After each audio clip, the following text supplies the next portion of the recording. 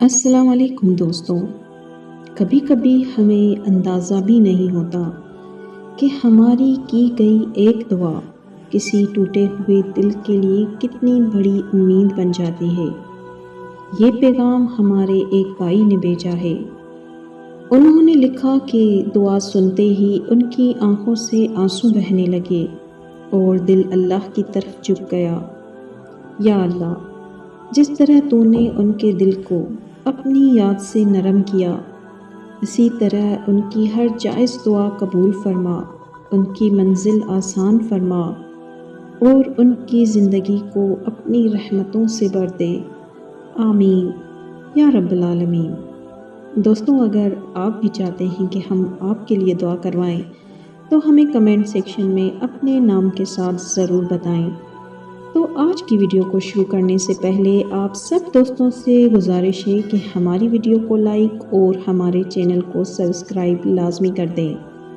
تو آج کی ویڈیو کو شروع کرتے ہیں۔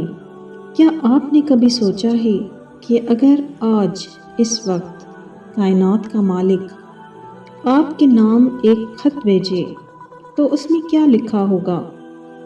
جب آپ رات کے کسی پہر اکیلے بیٹھ کر تھک چکے ہوتے ہیں، جب لگتا ہے کہ دنیا کی ہر راہ بند ہو چکی ہے، تو عرش پر بیٹھا رب آپ سے کیا کہنا چاہتا ہے؟ سچ تو یہ ہے کہ یہ خط پہلے سے آپ کے پاس موجود ہے۔ یہ قرآن کوئی عام کتاب نہیں ہے، یہ اللہ کا بھیجا ہوا وہی شفقت بھرا پیغام ہے جو اس نے مخصوص آپ کے دل کو سکون کے لیے اتارا ہے۔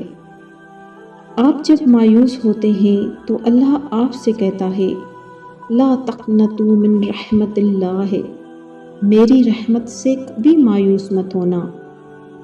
آپ کا ہر گناہ، آپ کی ہر غلطی میری مغفرت کے سامنے بہت چھوٹی ہے۔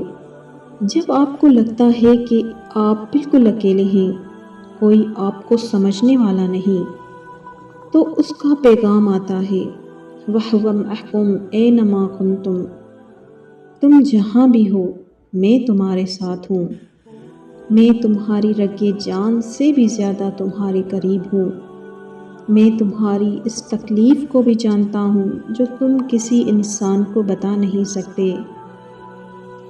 جب مشکلات کا بوجھ اتنا زیادہ ہو جائے کہ سانس لینا دشوار لگنے لگے تو اللہ تمہیں تسلی دیتا ہے، لا یکلف اللہ نفسا الا وسعها، اللہ کسی جان پر اس کی برداشت سے زیادہ بوجھ نہیں ڈالتا۔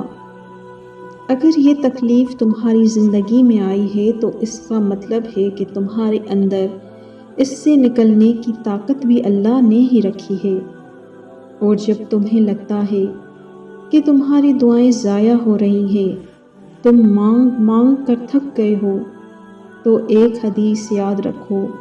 نبی کریم صلی اللہ علیہ وآلہ وسلم نے فرمایا، آپ کا رب بہت حیا والا اور کریم ہے۔